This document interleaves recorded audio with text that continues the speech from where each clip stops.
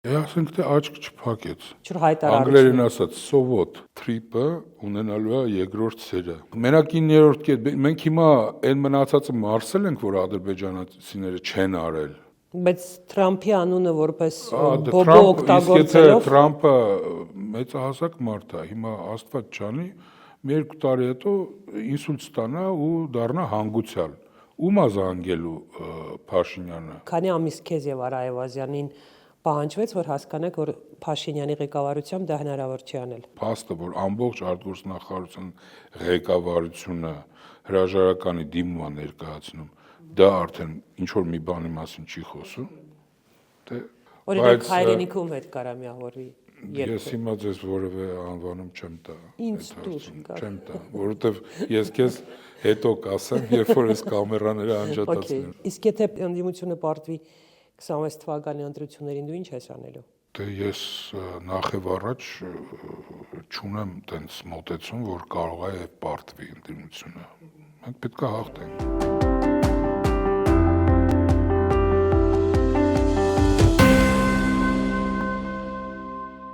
Բարև ձեզ, այսօր իմ հյուրը Հայաստանի արտգործնախարարության նախկին փոխնախարար, հայրենիք կուսակցության խորհրդի անդամ Գագիկ Ղարաչյանն է։ Բարև ձեզ։ Բարև ձեզ։ Գագիկն իմ ընկերն է եւ մենք այսօր սովորական հարցազրույց չենք անելու, մենք այսօր խոսելու ենք որպես ընկերներ, որպես սովորաբար մենք խոսում ենք, երբ հանդիպում ենք եւ սկսում ենք քննարկել այն ամենն, ինչ կատարվում է այսօր Հայաստանում եւ թերևս սկսվենք երեկվա էջմիածնից, որովհետև այնինչ տեղի ունեցավ երեք էջմիածնում շատ յուրահատուկ էր եւ ըստ քեզ օրինակ տարբեր դեսպանության ներկայացուցիչները, դիվանագետները ինչ տեղեկանքներ են գրելու իրենց մայրաքաղաքներ երեկվա այդ միջադեպից, ինչ են գրելու, ինչպես են բացատրելու, ինչ է տեղի ունենում Հայաստանում։ Ինձ թվում է կգրեն, որ գործընթաց է սկսվում առաքելական եկեղեցում պառակտման, այսինքն երևի դա կլինի նրանց հիմնական մեսիջը,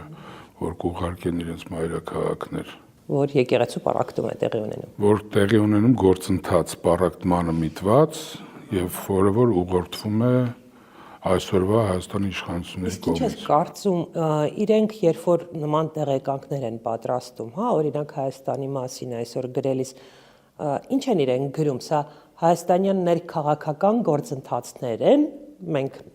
գործ ունենք Հայաստանի ներքաղաքական գործընթացները, թե այդուամենայնիվ սա էլ է հայ-ադրբեջանական, հայ-թուրքական հակամարտության ինչ-որ մի ձև։ Դե չգիտեմ, իրենք ինչ են գրում, այդ իրանց խնդիրն է, եթե իմ կարծիքն ես հարցնում, խոսքը գնում է իհարկե մի գործընթացի մասին, որը որ միանգամայն կապված է մեր արտաքին քաղաքականության հետ, այսօրվա իշխանությունների վարվող արտաքին քաղաքականության հետ ու արտաքին քաղաքական զարգացումների հետ, այսպես կարամ ասել։ Իսկ որն է, ինչ դիվիդենդներ է ուզում ստանալ պառակտելով հայկական եկեղեցին, հայ առաքելական եկեղեցին Բաքուն կամ Անկարան։ Դրա մասին շատ է խոսվել, իհարկե կարող են կրկնվել, բայց հիմնականը կարճ։ Այսինքն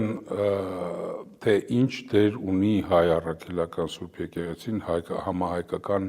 հարցերում, հա, ու այդ ինստիտուտը ընդհանրապես հայության համար ինչ նշանակություն ունի, համայն հայության համար։ Նախ պետք է պայմանավորվենք, որ երբ որ մենք խոսում ենք հայ առաքելական եկեղեցու մասին, դա խոսքը չի գնում Հայաստանի եկեղեցու մասին։ Դա համահայկական կառույց է, համահայկական ինստիտուտ եւ մեր համար պարզ է, որ այսօր Հայաստանում Հայաստանի բնակչությունը կազմում է համայն հայության 1/3-ը։ Այսինքն ուզում ես ասես, որ Բաքուն, Անկարան ըստ էության հաղթելով Հայաստանին, ուզում են նաեւ հաղթանակ ունենան հայերի նկատմամբ, բոլոր հայերի նկատմամբ։ Ցանկացած պատերազմում կողմերը, երբ որ մտնում են այդ պատերազմի մեջ, իրենց նպատակ են դնում նախ եւ առաջ կոտրել հակառակորդի կամքը։ Հիմա հաղթանակ տանելով պատերազմի դաշտում, իրենք փաստորեն այդ հիբրիդային պատերազմ կոչեցյալը դեռ չի ավարտվել, ինքը շարունակվում է։ ու այդ կամքը իրենք շարունակում են թելադրել։ Պարզ է, չէ, որ այսօր ազգային արժեքների պաշտպան, ազգային հիշողության, արժեքների, խորհրդանիշների պաշտպան հանդիսացող միակ համահայկական կառույցը դա հայ առաքելական Սուրբ եկեղեցին է։ Եվ այդ այսօր Ադրբեջանում ու Թուրքիայում շատ հաճախ լսվում են այդ ռևանշիզմի մասին ինչ որ հայտարարությունները։ Այս վերջերս իդեպ քիչ են խոսում ռևանշիզմի մասին։ Քիչ են խոսում, որովհետև տեսնում են, որ իրենց վիզավին տանում է այնպիսի քաղաքականություն, որ այդ իրենց վախեցած ռևանշիզմը Չէ, նախկինում էլ իրանք ինչ են ասում, գակ, իրանք ասում են, որ Հայաստանում կան ուժեր, ովքեր ռևանշիստներ են եւ ուզում են ռևանշիզմ, իրանք նկատի ունեն ոչ թե ասենք մի տարի առաջ, երկու տարի առաջ վերջերս իրանք սկսել են դրա մասին բավականին քիչ խոսել, փոխարենը սկսել են շատ հաճախ խոսել հենց եկեղեցու մասին։ Ես այդ մոնիտորինգը չեմ անցկացրել, թե ինչ հաճախականությամբ են խոսել մինչ այդ ու հիմա, բայց այդ դրույթները մտել են նաև այդ նախաստորագրված համաձայնագրի մեջ։ Ռևանշիզմի Նաև երակողմ կամ երկկողմ Տրամպի Տրամպը վկա է վկայությամբ երկկողմ հռչակագրի մեջ, այսինքն այդ դրույթները նույնիսկ փաստաթղթի մեջ են տեղ գտել եւ դա մնում է եւ Թուրքիայի եւ Ադրբեջանի հիմնական մտահոգություններից մեկը, որտեղ Փաշինյանի իշխանությունը հավերժ չի էս երկրում, չէ։ Գիտես ինչ հիշեցի, պատկերացրեցի, որ օրինակ մինչև Փաշինյանի իշխանության գալը, ինչպես են գործում տարբեր երկրներում հայկական դեսպանությունները, հա, անպայման նաև եկեղեցին էր հայկական ինչ որ այդ գործընթացի մեջ ներգրաված, թե համայնքի հետ, թե նույն բոլոր միջոցառումների ներկա են եւ մեծ դերակատարություն ուներ, հավանաբար իրենք մտածում են եկեղեցու դեմ պայքարելով հայ առաքելական եկեղեցին այսպես մեջ տեղից հանելով կամ գոնե ազդեցությունը դերակատարությունը նվազեցնելով իրանք պարզապես թույլատրում են Հայաստանը եւ բոլոր հայերին, այդ թվում նաեւ համայնքները։ Միանշանակ, որտեվ որպես անվտանգային սպառնալիք, թե Թուրքիայում, թե Ադրբեջանում ընկալվում է ոչ միայն Հայաստանը, այլ նաեւ հայկական սփյուռքը եւ համահայկական կառույցները։ Դրա համար Սփյուռքը հիմա բավականին թույլ է, չէ՞, ես ճիշտ եմ հասկանում։ Դե սփյուռքը միշտ էլ շատ բազմատար է եղել։ Եղել են շրջաններ, երբ որ Հայաստանը գործել է սփյուռքի հետ համահունչ, այդ ժամանակ սփյուռքի ձայնը ավելի լսելի է եղել, դերակատարումը ավելի բարձր է եղել եւ այլն։ Հիմա այն վիճակն է, որ սփյուռքն էլ է անցնում այդ նույն ժամանակահատվածը, ինչ որ այսօր հայկական հասարակությունը մեծ հաշվով։ Այդ մի քիչ տարօրինակ է, որովհետեւ հայ հասարակությունը մի մասը ակտիվ չէ քաղաքական process-ներում, որովհետեւ ունի վախ, մեկը վախենում է աշխատանք կորցնելուց, մյուսը վախենում է շոկի մեջ են, բայց սփյուռքում ինչից են վախենում։ Իրանք էլ են շոկի մեջ։ Իհարկե, իրանք էլ են շոկի մեջ։ Այս պարտությունը կարելի ասել ինչ որ աղետին հավասար ինչ որ իրողություններ, որը որ հիմա մենք այդ ոնց է ռուսերեն post-travmatический սինդրոմ, այդ տրավմատիկ եւ այլն, այդ վիճակի մեջ ենք մենք գտնվում, ազգովի, իհարկե, որովհետեւ իրենք էլ իրենց արինցերներն են գործել։ Բայց ես առնվազն երկու շատ մեծահարուստ հայ եմ ճանաչում, որ ասենց ասեմ, մեղմ ասեմ, բարեկամություն է անում Փաշինյանի հետ։ Մարդիկ, որ չունեն Հայաստանում ակտիվներ, որ վախենան իրենց բիզնեսի համար, մարդիկ, որ շատ մեծահարուստ են ինչ որ բաներից վախենալու համար եւ այսինքն ինքը սփյուռքում կան մեծահարուստներ, ովքեր իսկապես համարում են, որ Փաշինյանը ճիշտ է անում, սա փաստ է։ Բնարավոր է, իհարկե։ Հայաստանում էլ ճանաչում ես։ Ես անձամբ իմ շրջապատում չեմ ճանաչում, որովհետեւ իմ շրջապատը մի քիչ տարբեր է, բայց պարզա որ համախոհներ պետք է ունենա։ Վերջացնելով եկեղեցու թեման, հա, ըստ քեզ որևէ շանս ունի այս պատերազմում Փաշինյանը հաղթելու եւ ինչ է նշանակում Փաշինյանի հաղթանակը եկեղեցու դեմ պատերազմում։ Սա նորից մենք խոսակցությունը սկսեցինք նրանից, որ սա ներ հայաստանյան երևույթ չի։ Սա այդ հիբրիդային պատերազմի բաղկացուցիչ մասերից մեկն է։ Մեր շարունակում են կամք թելադրել, մեր շարունակում են ահաբեկել ազգովի։ Հիմա տեսեք, ինչից որտեղից որտեղ հասանք, ես մենք եկեղեցու պատմության մեջ, հա, սկզբից հարցականի տակ էր դրվում մեր բարձրաստիճան հոգևորականության կուսակրոնությունը։ Սկսեցինք կուսակրոնությունից, վերջացանք ֆինանսական ուրեմն բանով թափանցիկությամբ եւ օտար գործակալ լինելով։ Ընդ որում չկա ոչ մի։ Ընդ որում վերջում էլ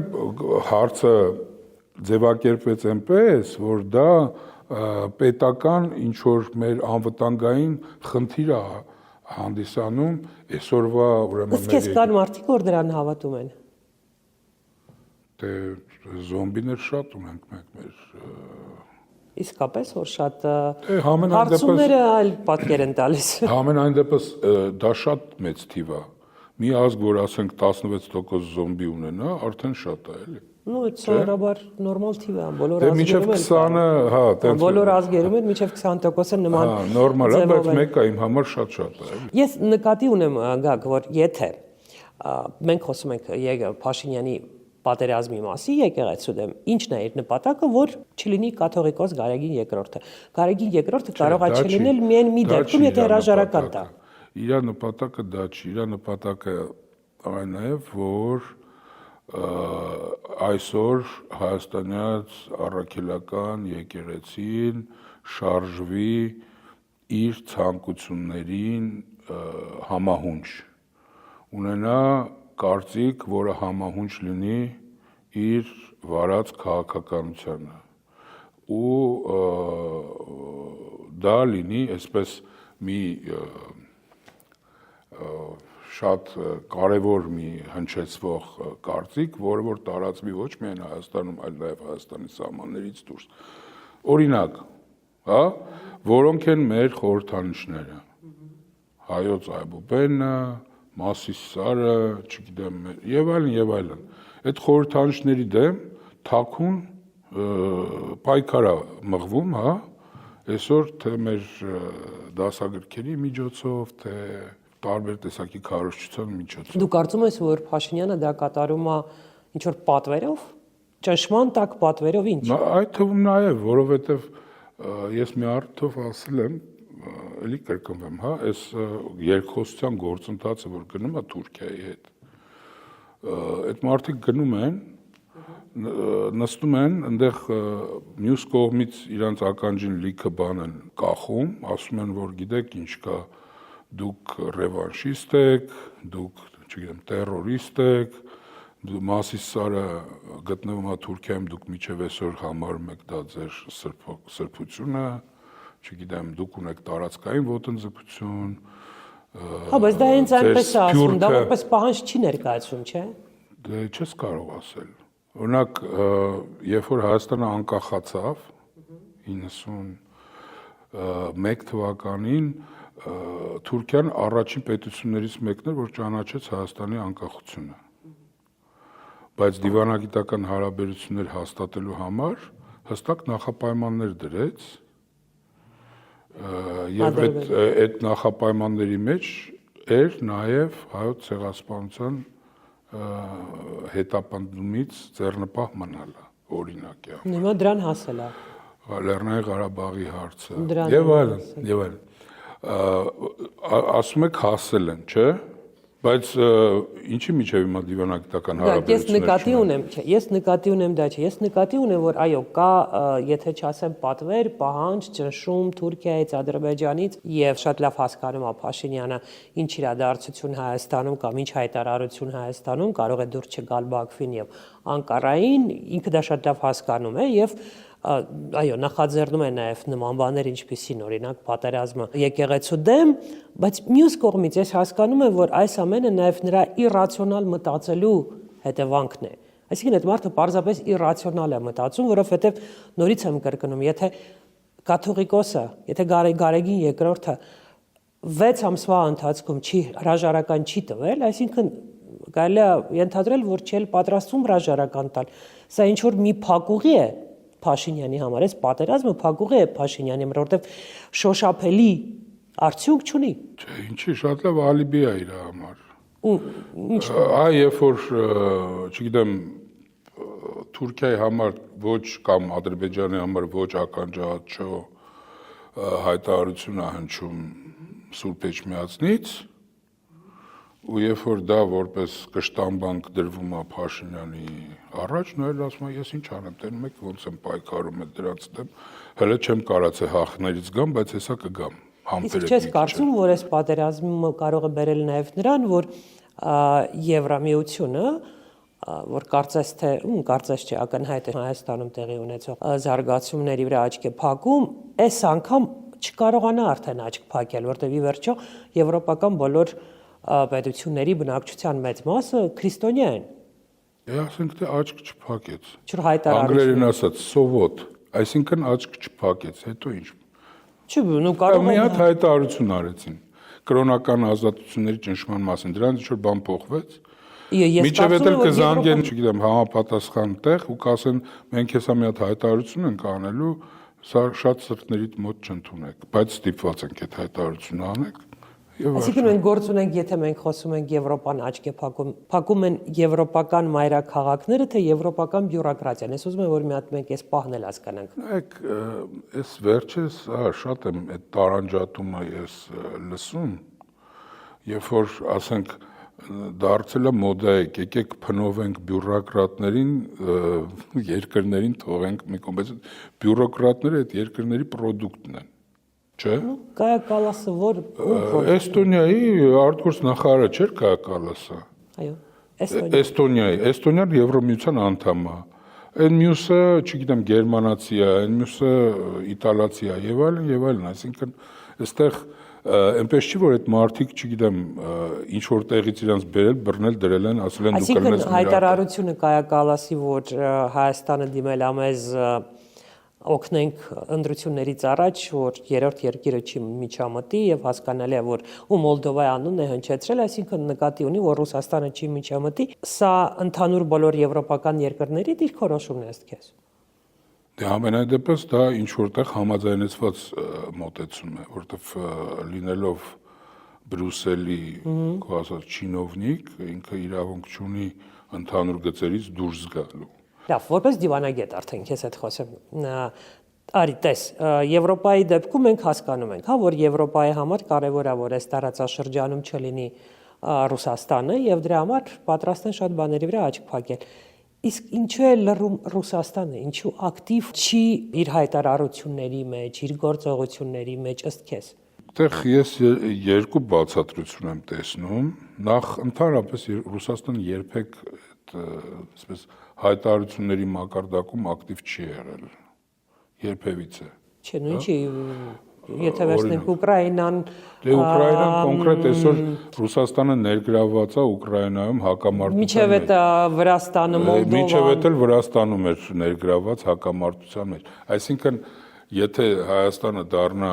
ռուսական օրակարգում առաջնային հարց, վստահ եմ, որ եւ հայտարարություններ կհնչեն եւ այլն, բայց կան ինչ որ հայտարարություններ։ Լավրովը 3 մասնավորապես։ Ասենք Լավրովի հայտարարությունը կար, միջև այդ Ավերչուկը խոսեց եւ այլն, այսինքն հայտարարություններ լինում են, այստեղ խնդիրը հայտարարությունների մեջ չի։ Այսինքն, այսպես հարցս ձևակերպեմ, հագակ, օրինակ Ռուսաստանը այսօր ես ճիշտ եմ հասկանում, որ մինչ այս պահն էլ մտածում է, թե կարող է դերակատարություն ունենալ թրիփում, այսպես կոչված, կարող է ինչ որ դիվիդենդներ ինքն էլ ստանալ, հա, եւ դրա համար շարունակում է Հայաստանի իշխանությունների հետ այսպես այդտեղ խոսքը ինձ թվում է հարթ հարաբերությունները։ Նախ ինձ թվում է, այդտեղ խոսքը ոչ թե դերակատարության մեջ է, այլ նրա մեջ է, որ նայեք, թրիփը նախ մենք չգիտենք այդ փաստաթուղթը դեռ չենք տեսել, այդ շրջանակը ծրագրի, որը որ պետք է ինչ որ երրորդ կողմի ներգրավմամբ եւ այլն կյանքի կոչվի, այդ ծրագիրը մենք չենք տեսել դեռևս, ենթադրվում է, որ դա մշակման փուլում է ինչ որ, բայց համենայն դեպս եկեք պատկերացնենք, օրինակ փորձենք միասին այդ տրիպը պատկերացնենք ինչ է իրենց ներկայացնելու, հա։ Եթե դա ինչ որ մի երկաթգիծ է, այդ երկաթգծին զուգահեռ կառուցվող տարբեր կոմունիկացիաներ են, հա, չգիտեմ, գազի խողովակաշար, նավթատար, չգիտեմ, եւ այլն, ինչ որ էլեկտրական գծեր եւ այլն, դա ինչ որ տարածք է գրավում, որը որ անցնելու է Հայաստանի տարածքով։ Հիմա որտեղ է դա լինելու։ Արդյոք դա լինելու է հին խորհրդային միության ժամանակ կառուցված գործող այն երկաթգծի երկայնքով։ Եթե այնտեղ է լինելու, ապա առանց ռուսների չեն կարող շարժվել։ Դիմել է ռուսներին, Փաշինյանը երեք դիմել է ռուսներին, ասում էր վերականգնեք այդ խորհրդային ժամանակների երկաթգծերը, արդեն նման հայտարարություն արել։ Ես ճիշտ ասած այդ հայտարարությունը չեմ լսել, բայց ենթադրվում է, որ խոսքը դրա մասին չի։ Խոսքը նրա մասին է, որ առանց ռուսների չեն կարող։ Այն առումով, որ նախ այնտեղ մենք ունենք երկկողմ պայմանավորվածություններ կապված համատեղ սահմանի պաշտպանության հետ։ Այնտեղ գտնվում են, հա, Ռուսաստանի սահմանապահները։ Երկրորդը մենք գտնվում ենք ԵԱՏՄ կազմում։ Եվ այդ ապրանքները, որոնք որ պետք է տարանցեն Հայաստանի տարածքը, պետք է տարանցեն ԵԱՏՄ տարածքը։ Օրինակ հրաժարվի նաև ԵԱՏՄ-ից, եթե նման պահանջ լինի, եթե օրինակ նա պայման լինի ամերիկացիների կողմից։ Դե մի հատ ճանապարհի խաթր ԵԱՏՄ-ից հրաժարվելը դա մենք հիշում ենք, որ Փաշինյանը իրացիոնալ մտածող քաղաքական գործիչ է։ Ու նաև կա օրինակ հիմա էլ տեղեկություն, որ որևէ ամերիկյան ընկերություն ցանկություն չի հայտնել այդ։ Դե հիմա այդ տեղեկությունները եկեք թողենք ենթադրությունները թողենք մի կողմ։ Կարող է պատահի օրվա վերջում մենք իմանանք, որ դա ինչ որ քողարկված ադրբեջանական ընկերություն է, չգիտեմ, ուրիշ Guernsey կղզի վրա գրանցված, չգիտեմ։ Որպես դիվանագետ, քեզ համար ամենավտանգավորը այդ թրիփի նախագծում ո՞րն է։ Նայեք, ընդհանրապես այս գործընթացն է վտանգավոր։ Թրիփի նախագիծը դրա մի մասն է, որովհետև մենք այսօր արդեն ականատես ենք, որ թրիփը ունենալու է երկրորդ սերը, որը լինելու է հերթական պահանջը արդեն հայաստանաբնակ ադրբեջանցիներին նախկին ստեղ տեղափոխելու հետ կապված։ Մենք դեռ չգիտենք, թե դրանց երրորդ սերիան որն է լինելու։ Նորից վերադառնալով են մեր խոսակցության սկզբին, երբ որ մենք խոսում ենք դրա մասին, որ կամք է թելադրում այսօր Ադրբեջանը Հայաստանին որպես հաղթող կողմ, ամեն հերթական պահանջ բավարարելու դեպքում մենք ստանալու ենք նոր ավելի ցավալի։ Իսկ ինչպես դրանից խուսափել ըստ քեզ։ Մոռանանք, որ Փաշինյանն է Հայաստանի ղեկավարը, պատկերացրու որ մոռանալ, որովհետև Փաշինյանի քաղաքականության արդյունքում է, որ մենք հայտնվել ենք այս բանի մեջ։ Ասենք չկա Փաշինյանը, չկա այլևս Փաշինյանը, հետ Փաշինյանական Հայաստանում ենք ապրում։ Նստենք նորից, նախ վերադառնանք նոյեմբերի 9-ի փաստաթղթին, հա, որը որ ստորագրվել է պատերազմի արդյունքում, ու որը որ մինչև այսօր ոչ ոք չեղել չի հայտարարել։ Ու որտեղ կա այդ 9-րդ կետը։ Ամեն ինչ կա այնտեղ, մենակ 9-րդ կետ։ Մենք հիմա այն մնացածը մարսել ենք, որ ադրբեջանցիները չեն արել։ Ու ֆիքսվել ենք 9-րդ կետի վրա, բայց մինչև այդ 9-րդ կետը լիքը բան կար, որ ադրբեջանական կողմը պետք է ապահովել, Լաչինի Բիջանս կար, որ պետք է Ղարաբաղի մեր անարգել, այնտեղ բալանս կար։ Խնդիրը բալանսի խախտման մեջ է։ Այն փաստաթղթում գոյություն ուներ հավասարակշռություն։ Հիմա չկա։ Հիմա հավասարակշռություն չկա։ Հիմա բոլոր քայլերը դա միակողմանի զիջումներ են։ Ինչի գնաց օգոստոսի 8-ին, ինչպես տեղի ունեցավ, որ այս մարդը գնաց այդ ամեն ինչը ստորագրեց։ Միայն ինչ-որ բան ստորագրելու համար։ Դե նախ ինքը փորձում է ինչ-որ հակակշիռ գտնել։ Ինչին, ռուսներին։ Ռուսների, ասենց ասեմ, անվտանգային հովանոցին, ասենց։ Եվ ըստ քեզ գտավ։ Չէ, չի գտել միանշանակ, որովհետև մենք որևէ երաշխավորություն չունենք։ Ընդհանրապես մեր խաղաղության գործընթացը տեղի ունենում առանց երաշխավորողների։ Բայց Թրամփի անունը որպես բոբո օգտագործելով։ Թրամփը մեծահասակ մարդ է, հիմա Աստված ջանի, մի 2 տարի հետո ինսուլտ ստանա ու դառնա հանգուցյալ։ Ում է զանգելու Փաշինյանը։ Ում պիտի զանգի։ Ով կգա Թրամփից հետո։ Դե, բայց այն մեկն է կասի կներեք։ Ես վկա չեմ եղել ու ոչ էլ խոստացել եմ ոչ մի բան, իսկ Միացյալ Նահանգները թղթի վրա որևէ պարտավորություն չի ստանձնել որևէ բան երաշխավորելու։ Գանք քո դիվանագիտական անցյալին։ Քանի տարի ես դու աշխատում դիվանագիտությունում, քանի տարի ես աշխատել ԱԳՆ-ում։ ԱԳՆ-ում աշխատել եմ 28 տարի։ Եվ դուրս ես եկել։ Երբ ես դուրս եկել, պատմի ինչպես ես դուրս եկել։ Դա դժվար անձնական որոշում ա եղել, որովհետև նժարին դրված էր մի կողմից քո ամբողջ գիտակցական, այսպես ասած, կյանքը, որովհետև փաստացի ուսանողական տարիների ավարտից հետո, մենք հայտնվել ենք այդ համակարգում ու կայացել ենք այդ համակարգում եւ որպես մասնագետ եւ որպես մարդ։ Իսկ մյուս կողմից պետք է պատասխան տալ, արդյոք դու պատրաստ ես կիսել պատասխանատվությունը այն բանի, ինչ որ տեղի է ունենում այսօր Հայաստանում, որտեվ նայ, ես վերադարձել եմ Հայաստան, ես գտնվում էի արտասահմանյան գործուղման մեջ, վերադարձել եմ Հայաստան 20 թվականի դեկտեմբերին։ Շատ տարօրինակ որոշում էր, այ կասես ինչի։ Որովհետև այն ժամանակվա իմ շատ լավ ընկեր ու այն ժամանակվա մեր արտգործնախարար Արա Այվազյանի առաջարկը ստացա վերադառնալու եւ շատ ծանրութեթև անելուց հետո եկանք այն եզրակացության, որ գուցե այդ իմ ասած 28 տարվա փորձառությունը եւ այլն։ Այսինքն մտածում էր, որ պատերազմը պարտվել ենք, բայց ամեն ինչ կարելի է ինչ-որ։ Հա, եւ այդ ամեն ինչը նրա համար էր, որ կարողանանք ինչ-որ ձևով դա դնենք ի սպաս հայ ժողովրդի ու մեր պետականության, փորձենք ինչ-որ ձևով այդ պատերազմի պարտությունը չեզոքացնել։ Քանի ամիս քեզ եւ Արա Այվազյանին պահանջվեց, որ հասկանաք, որ Փաշինյանի ղեկավարությամբ դա հնարավոր չի անել։ Շատ շուտ ես հիասթափվեցի, ճիշտը որ ասեմ, բայց մոտարապես մի 5 ամիս փորձում էինք դեռ լավատես լինել, որ հնարավոր է ինչ-որ բան շտկել, բայց տեսնելով, որ դա անհնար է, պարզապես։ Քանի փոխարտգործնախարար դուրս եկավ այդ օրերին։ 4, 1 արտգործնախարար եւ 4 փոխնախարար կային, Եվ 4-ից 3-ը դուրս եկավ։ 3-ը դուրս եկան։ Մեկը մնաց։ Իսկ ըստ քեզ այն դիվանագետները հատկապես բարձրաստիճանը, որ քոպես ունեն երկար տարիների աշխատանքային փորձ եւ իսկապես մինչ այդ օրը, հա, մինչ այս վերջերս գիտեիր, որ այդ մարդիկ են շատ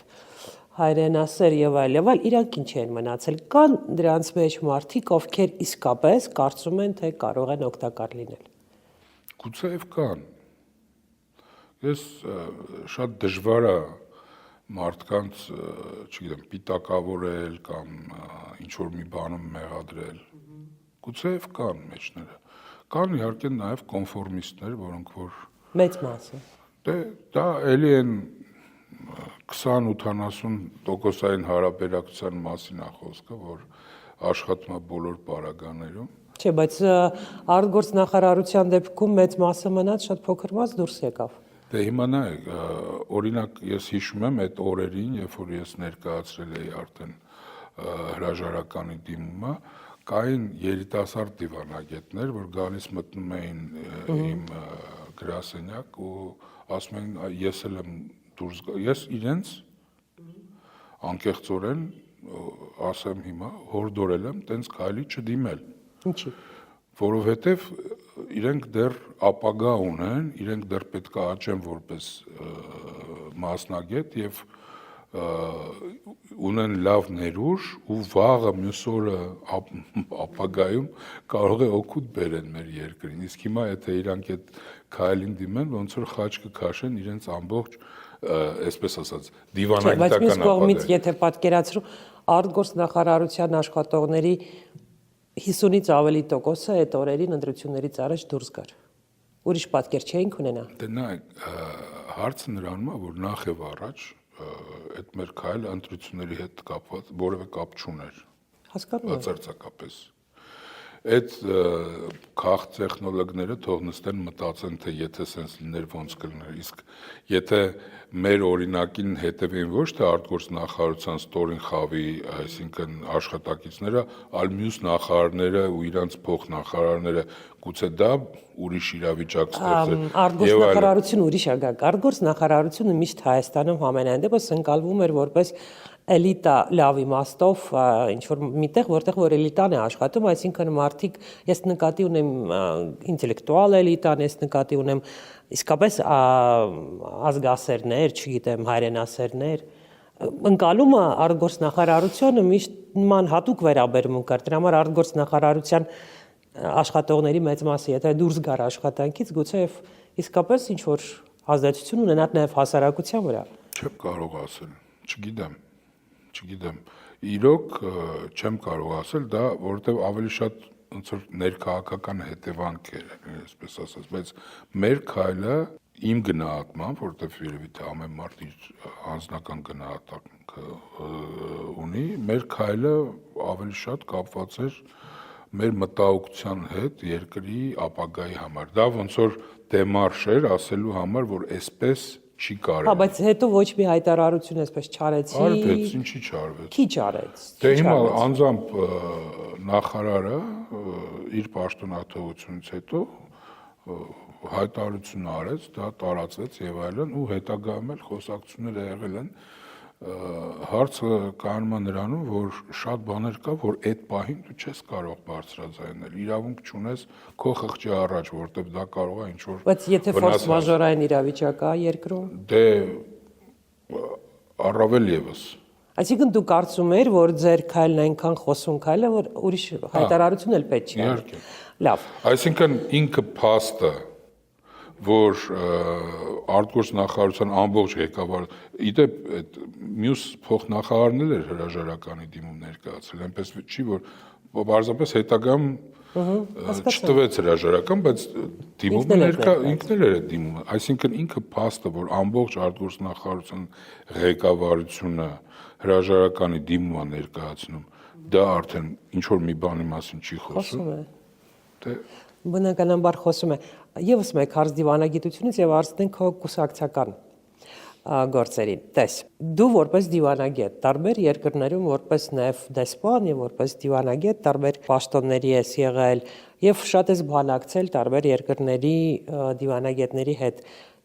Այդ տարիներին մինչև 2020 թվականի պատերազմը Ղարաբաղյան խնդիրը քեզ քո բանակցություններում օգնում էր, թե խանգարում էր։ Դե ինչ որ ինձ թվում է արհեստական հարց է, որտեվ ինչով կարող էր խանգարել կամ օգնել։ Դա մեր օրակարգի հարց էր, որը որ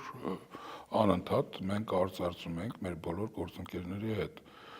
Ասենք ընկերներով չէիք նստում, օրինակ դիվանագետներով, գոլեգաներով չէիք ասում, եթե չլիներ Արցախյան խնդիրը, սա ավելի հեշտ կլիներ կամ ավելի բարդ կլիներ։ Նման հարց երբևիցե իմ մտքում չի ծագել, այն էլ որ ընկերների հետ նստենք խոսենք։ Նախ եւ առաջ մի մոռացի, որ մենք հաղթանակած կողմ ենք այն ժամանակ։ Ինչ զգացում ուներ հայ դիվանագետը որպես հաղթանակած երկրի դիվանագետ։ Այ ոնց որ ցանկացած հաղթանակած երկրի պաշտոնյա իրան կզգար, շատ հպարտ։ Իսկ 20 թվականից հետո քեզ վազգում, այսինքն չես աշխատել։ Հա, ինչ որ 20 թվականից հետո իդեպ մեր գործընկերներից մեկը անունը չտամ զանգեց ասեց ես դեռևս դեսպան էի այդ ժամանակ զանգեց ասեց բան անենք ճիշտ չես համարում որ մեզ մի հատ բոլորից այնպես ռակիրովկա անեն փոխեք տեղերով հա տեղերով փոխ որտեվ մարդկանց հետ շփումներում առաջանում էր հոգեբանական խնդիր արդեն, հա, թե դու ոնց էիր Այսինքն ամաչում էր իր գոլեգայի հետ շփվել այդ պատերազմից հետո։ Հա, մոտավորապես այդ զգացումը ուներ այդ մարդը կոնկրետ։ Ես էլ ծիծաղացի, բայց գուցե եւ շատ հետաքրքիր առաջարկ էր այն ժամանակվա համար, համենայն դեպս չգիտեմ։ Դու երբ որ երիտասարդ էիր, ուսանող, քո բնակարանում կար պաստառ, որտեղ գրված էր I'm proud to be Armenian։ Հիմա դու նույնը կարող ես ասել։ Միանշանակ։ Իսկ ինչ ես ասում քո տղաներին, որ իրենք էլ միշտ այդ զգացումը ունենան, որ իրենք հպարտ են, որ հայ են։ Ինձ թվում է իրանց մոտ այդ նախ այդ պաստառը միջև հիմա մեր տանը կա, ու իրանք այդ պաստառը ինքներ ամեն անգամ այդ պահարանը բացելուց այդ պաստառը տեսնում են, ու իրանց մոտ տենց ինչ որ հարց չկա, որ իրանք պետք է proud չլինեն, այսինքն պետք է հպարտ չլինեն հայ լինելով։ Ոչինչ պետք չի իրանց ասել։ Մենք բոլորս էլ հպարտ ենք, որ հայ ենք, չէ՞։ Դու հպարտ չես։ Չէ, ես հպարտ եմ, բայց ես մտածում եմ նոր սերունդը ինչպես իրենց պետք է։ Ես հիշում եմ, երբ որ տղա շատ փոքր էր, մենք էլ հաղթանակ տարած երկիր էինք, Ղարաբաղի պատերազմում հաղթած երկիր, մի անգամ ինձ հարցրեց. «Մամա, եթե մենք շատ խելոք ազգ ենք, ինչպես դու ես ինձ պատմում, ինչ ենք մենք այդքան փոքրիկ, չէ՞ որ ժամանակին մեծ ենք եղել»։ Ես ինձ երկար մտածում էի ինչ ասել, ինչ որ բաներ հնարեցի, ասեցի, այդ ու նաև տարած հաղթանակը, որ մենք նոր երկրորդ պետություն ենք կառուցում։ Ես չգիտեմ անկեղծ, չգիտեմ, չունեմ թոր, բայց վաղը եթե թորնիկիս պատմելու լինեմ, չգիտեմ ինչ եմ ասելու, որովհետև այն ինչ տեղի է ունենում այսօր եւ խորհուրդ տամ ինչ ասես։ Պետք է ասես, որ հայ ժողովուրդը, մեր ազգը ընդհանրապես ունի բազմադարյան պատմություն։ Այդ բազում դարերի ընթացքում եւ մեծացել ենք եւ փոքրացել ենք։ Հա, բայց երբեք հետո չենք նորից մեծացել։ Եղել է, ինչի՞ չենք։ Կիլիկյան։ Ինչի Կիլիկյան։ Մեծ հայքը եղել է, որ քարտեզի վրայից անհետացել է, հետո մեկ էլ Բագրատունյանց թագավորությունն է դրա տեղը զբաղեցրել։ 600 տարի ընդհանրապես քարտեզից վերացել ենք, հետո ստացել ենք մեր անկախություն։ Մենք մնացել ենք ի տարբերություն մեր շատ եւ շատ ուրիշ հասակակիցների։ Ես հույս ունեմ, որ կշարունակվի, հույս ունեմ, որ մենք ունենալու ենք դեռևս լավ օրեր ու ձեր թորնիկներն։ Կուսակցական հարցերին ինչու որոշեցիր միանալ հայրենիք կուսակցությանը։ Ես գիտեմ, որ դու որպես դիվանագետ նման որոշումներ հեշտ չես կա։ Ընդհանրապես դիվանագետները ճանաչում եմ լավ դիվանագետների, նրանց համար գնալ քաղաքականություն, քաղաքական ինչ-որ մի կուսակցության անդամ դառնալը բավականին բարդ process է, որտեվ ուրիշ ձև են մտածում։ Դու ինչու ես նման որոշում կայացրել։ Նախ ասեմ, որ պաշտոնաթողությունից հետո, երբ որ հրաժարական ներկայացրեցինք, որոշ ժամանակ տարբեր բաներ փորձեցի, ասենք, չգիտեմ, դասախոսական ինչ որ աշխատանքով զբաղվել եւ այլն, իրոք քաղաքականությունից դուրս էինք, հա։ Ես անձամբ որոշ ժամանակ քաղաքականությունից դուրս էի։ Հետո մենք մի պահ նախաձեռնեցինք այդ դիվանագետների համահայկական խորհուրդը, որը հիմա չգիտեմ ինչի չի գործում։ Դե մի քիչ պասիվացել է, հա, ես տեսնում եմ, ամեն դեպքում գուցե եւ այդ շրջանում կամաց այդ գաղափարը եկա, որ անհնար է դուրս մնալ քաղաքական գործընթացներից, որովհետեւ այսպես անտարբեր ապրել, զբաղվել ինչ որ չեզոք գործունեությամբ, երբ որ տեսնում ես, որ երկիրը սխալ ուղղությամբ, ասենց մեղմ ասած սխալ ուղղությամբ շարժվում, մարդիկ տանում են այդ ուղղությամբ, սխալ է։ Պետք է ինչ որ մի քայլ անել, գուցեև քո ինչ որ ցանկություններին դեմ, որովհետև երբեք այդ ցանկությունը չեմ ունեցել։ Իսկ ինչու հենց հայրենիք, բացի դրանից, որ Արթուր Վանեցյանը քո ընկերն է։ Դե նախ եւ առաջ որովհետեւ Արտուր Վանեցյանը ոչ թե ընկեր է, այլ հին ընկեր է, այդ մարդուն ճանաչում եմ շատ վաղուց։ Եվ վստահում ես։ Վստահում եմ ու շատ բարձր եմ գնահատում իր անձնական հատկանիշները, որովհետեւ, չգիտեմ, ազնվությունը, բարիությունը, դրանք ինչ որ կատեգորիաներ են, որ հնարավոր չի այսպես արհեստականորեն ներկայացնել ու իրականում չլինել այդպեսին, հա, որտեղ ասենք մարդ կա, որ Ես նկատի ունեմ, որ կարող է գնալ կուսակցություն, որը որ ավելի բարձր ռեյտինգ ունի։ Դա այդքան կարևոր չէր ինձ համար, որովհետև նախ եւ առաջ ես վստահություն ու հույս ունեմ, որ հայրենիք կուսակցությունը ունի անհրաժեշտ պոտենցիալը իր ռեյտինգներ բարձրացնելու ու ավելի տեսանելի դառնալու ու որոշակի հաջողություններ գրանցելու, բայց հաջողությունը ես համարում եմ ոչ թե ինչ որ, չգիտեմ, մի տոկոս կամ ավել մի 1.5% ինչ որ ընտրություններում շահելու մեջ, այլ այս պայծրությամբ մեր առաջ դրված հիմնական խնդրի մեջ, որ Հայաստանում տեղի ունենա իշխանափոխություն։ Ես ճիշտ եմ հասկանում, որ նաև կան դիվանագետներ, ովքեր դուրս են եկել արտգործնախարարությունից, մյուս ընդդիմադիր ուժերի հետ են։ Չգիտեմ, երևի թե հա։ Ասենք չկա ցանկություն ինչ որ մի ձևով միավորվել կուսակցական դիվանագետներով եւ այդ ընդդիմադիր ուժերին բացատրել, որ պետք է ինչ որ մի ձևով համախմբվել կամ եթե մի ամբողջ ուժով չհամախմբվել, գոնե մի քանի բլոգերով մեծ գնալու։ Թողենք այդ դիվանագետներին, որովհետեւ ամեն դիվանագետ իր որպես կուսակցական դու ինչ խորհուրդ ես տալիս։ Բայց միանշանակ ինչ որ խոշորացում տեղի է ունենալու քաղաքական դաշտում։ Արդեն գնում են բանակցություններ այս թեմայով։ Քննարկումներ։ Կան քննարկումներ, կա դիսկուրս, հա, որը որ լսելի է։ Ու դա շատ բնական է, բայց այդ միավորումներն էլ պետք է բնական լինեն, հա։ Իրական համախոհություն ունեցող ուժերը պետք է միավորվեն։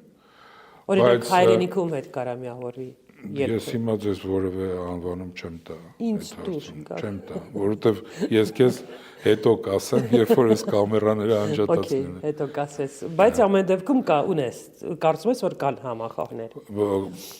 Ընդհանրապես որևէ բան բացառել չի կարելի։ Իսկ այս իրավիճակում, երբ որ մենք գործ ունենք մենք ապրում ենք մի իրավիճակում, երբ կարևոր է որ Նիկոլ Փաշինյանը հեռանա։ Այդքան էլ կարևոր է համախոհ լինելը։ Հա, իհարկե։ Ընդհանրապես, որտեվ պետք է հասկանաս, թե այդ քաղաքական ուժի նպատակը ո՞րն է։ Նիկոլին հեռացնելը։ Թե իսկ դու անդիմադիր դա ինչ։ Իսկ դա ինչ։ Որտեվ ընտրություններով պատմությունը չի ավարտվում։ Ես տապալված անդիմադիր պայքարի տապալված կարծեմ առաջին փորձից այդ ամենատնիվ մի դրական բան կար այդ պայքարում, երբ որոշվել էր, որ պետք է լինի ժամանակավոր ինչ-որ կառավարություն, հա։ Ինձ թվում է դա հենց տապալման պատճառներից մեկն էր։ Ինչու՞։ Որովհետև ժողովուրդը պետք է տեսնի իր ապագա առաջնորդին, վստահի նրան ու գնա նրա հետևից։ Իսկ եթե լինեն մի Եթե քանի դու իրան ասում ես, որ գիտես ինչ կա, դու հիմա արի իմ հետևից, իսկ հետո այդ առաջնորդին քեզ ասենց հանգարցակի ցույց կտանք։ Ես հիշում եմ, որ եւ ուկրաինական,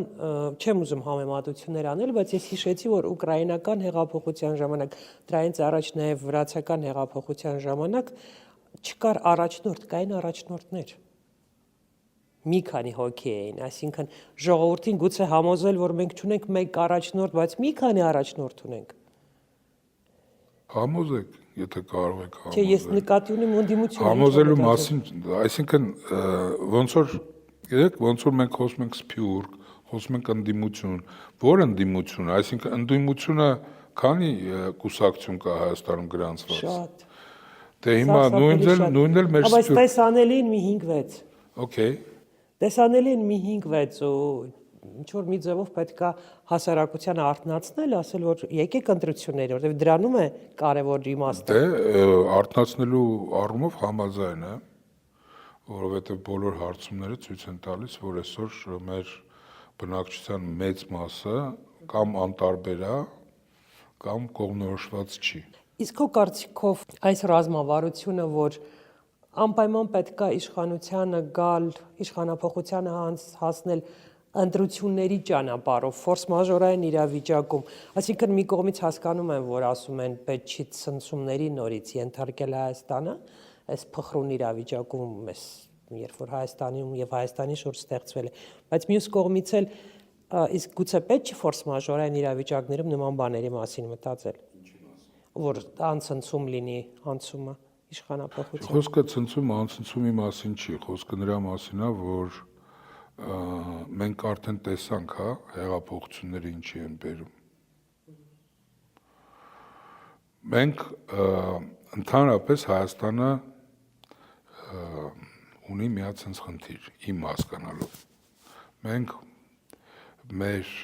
հիմնադրման օրվանից, որպես անկախ պետություն, այսինքն 91 թվականից սկսած, չենք ունեցել իշխանափոխություն ընտրությունների միջոցով։ Մենք ինքներս մեզ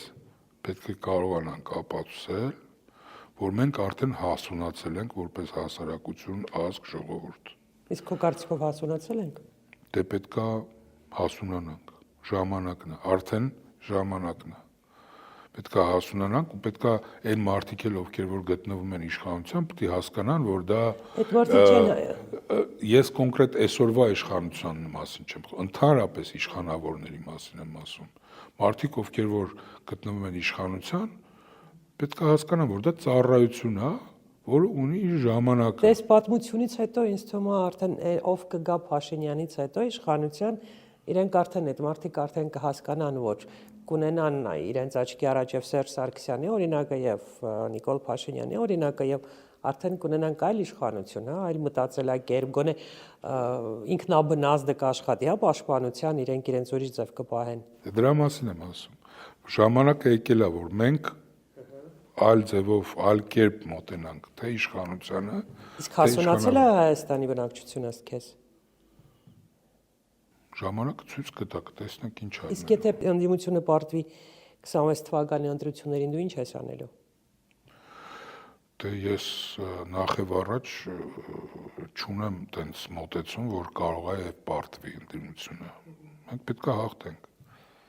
Որտեւ մեր հաղթանակը դա մեր ժողովրդի հաղթանակն է։ Այսինքն չես պատկերացնում Հայաստանը նորից Փաշինյանական 26 թվականի Դու ամենայն դեպս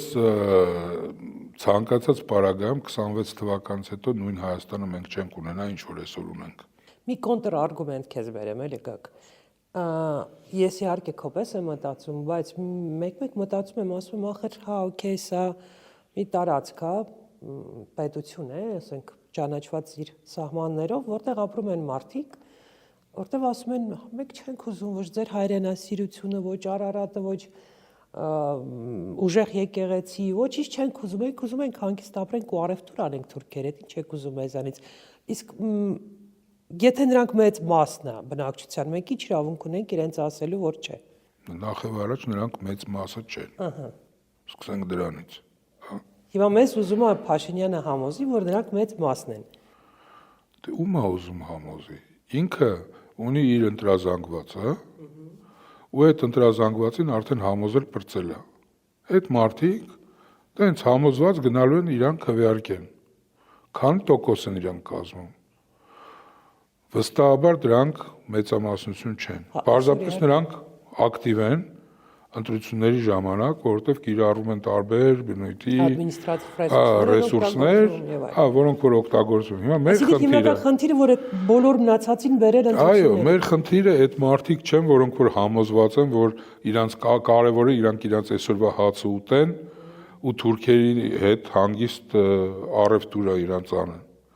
Դրանց պետք չի հակառակի մեջ համոզել։ Իրանք շատ շուտ համոզվեն, կհիասթափվեն, երբ որ եթե մենք ունենանք նման իրավիճակ, բայց շատ ժամանակ հարցեր կային, ծախսել դրանց վրա պետք որ չէ։ կուզենայի բարձրացնել, բայց մենք արդեն չենք հասցնում։ Վերջին հարցս։ Պատկերացրու, որ իշխանապողությունը տեղի ունեցել ընտրություններից հետո եւ դու մաս ես կազմել կառավարության ինչ-որ պաշտոնում, ըստ քեզ իշխանապողությունից հետո ինչ կանեիր Հայաստանի արտաքին քաղաքականությունը խելքի բերելու համար, առաջին մի քանի քայլը, որոնք պետք է լինեն։ Դրանք մի հատ մեծ համալիր է, աշխատանքը շատ Մի քանի լուրջ կետ։ աշխատանք։ Նախ եւ առաջ չգիտենք թե միջև այդ պահը դեպի ինչքան մինուս իջեցրած կլինի մեր արտաքին քաղաքական Այսինքն, այս 6 ներուժը։ ամսվա ընթացքում որ մնացել է։ Չգիտենք ուրա հասնելու, որովհետեւ օր-օրի մեր դիրքերը թուլանում են արտաքին աշխարհում։ Եվ Լավ, կարճ ասեմ, ինչպեսին պետք է լինի Հայաստանը, Եվրոպա մետ, ռուսամետ, չգիտեմ, այդ մետերը պետքա թողել, ընդ որում Փաշինյանը երբ որ նոր գալիս էր իշխանության, մենք ասում էր, չէ, ես ոչ արևմտամետ ենք, ոչ ռուսամետ ենք, մենք հայամետ ենք եւ այլն։ ով պետք է Շատ լավ լոզունգ է, մենք պետքա հայամ։ Number 1 դաշնակիցը, որ նաեւ անվտանգային Հայաստանը պետքա լինի, ունենա հուսալի անվտանգային հովանոց, որպես եւ ցանկացած ուրիշ Դե յուրե այսօր դա Ռուսաստանը, Այո։ պետք է մնա Ռուսաստանը, թե ոչ Եթե ըստ քեզ։ եթե մենք կարողանանք գտնենք համարժեք այլընտրանք, կարող ենք փնտրել, բայց այս պայծրությամբ, եթե չկա այդ այլընտրանքը, պարզա որ մենք պետքա շարունակենք այդ հովանոցից օգտվել։ Իսկ ըստ քեզ Արցախի հարցը փակված է։ Ոչ։ Շնորհակալություն այս զրույցի համար։ Շնորհակալություն։